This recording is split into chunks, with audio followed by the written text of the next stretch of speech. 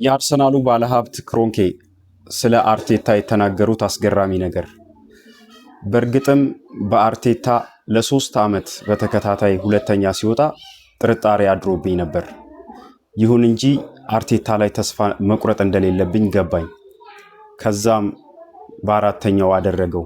አርቴታ ይችላል፣ እውነትም መቼም ቢሆን አርቴታ ላይ ተስፋ አልቆርጥም ብለዋል።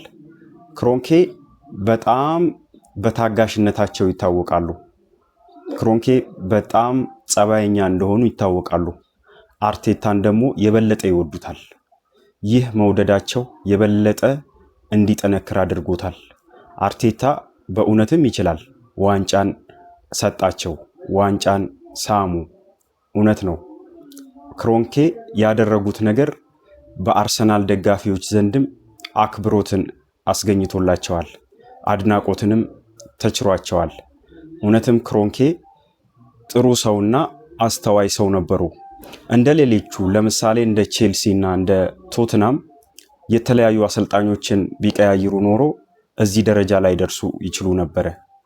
ክሮንኬ ያደረጉት ነገር ለእንግሊዝ ፕሪሚየር ሊግ ጥሩ ምሳሌ ነው። ጥሩ ሮል ሞዴልም መሆንም ይችላል። ብዙ አሰልጣኝ በመቀያየር ቡድናቸው የፈራረሱ ክለቦችን እናያለን። ለምሳሌ ቶትናም ብንወስድ፣ ቼልሲን ብንወስድ፣ ቼልሲ የስታሮች ስብስብ ነው። ግን ምን ያህል አርቴታ ምን ያህል ክለቡን እንደገነባውና ምን ያህል ከተጫዋቾች ጋር ያለው ግንኙነት ፖዚቲቭ መሆኑ ለዚህ ትልቅ ድል ከድልም ድል ከ22 ዓመት በኋላ ይህንን ድል ደግሞ ማስቀጠል መቻል አለበት። በምንም ተአምር አርቴታ አውት የሚል ነገር አርሰናል ውስጥ ይከሰታል ብለን አናስብም ከእንግዲህ በኋላ። ምክንያቱም ሰርቶ አሳይቷል።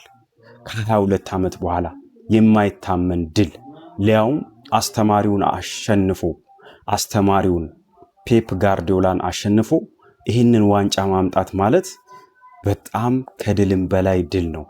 እውነትም ክሮንኬ አርቴታን በትክክል ተረድተውታል። እናመሰግኖታለን ሚስተር ክሮንኬ። እውነትም ጎበዝ ኖት፣ እውነትም ታጋሽ ኖት። መታገስ ደግሞ ትልቅ ድል ያመጣል።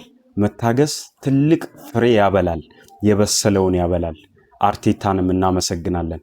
እውነት ዓለም ላይ እንደዚህ አይነት ደጋፊ ያለው ክለብ አይተን አናቅም። በእውነት እኔ የአርሰናል ደጋፊ ስለሆንኩ አይደለም። ዓለም ላይ ይሄን ያህል ደጋፊ ያለው ክለብ በምንም ተአምር ያደጋገፋቸው ይመቻል። ሴሌብሬት ሲያደርጉ የተለያዩ ዓለማት ላይ የሚታየው ነገር እውነትም አርሰናል ለወደፊትም ተስፋ አለው።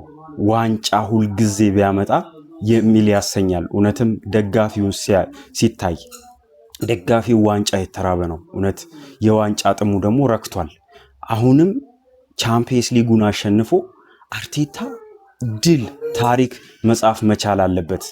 ድል ለአርሰናል፣ ድል ለክሮንኪ፣ ድል ለአርሰናል ደጋፊዎች፣ ድል ለአርቴታ እንላለን።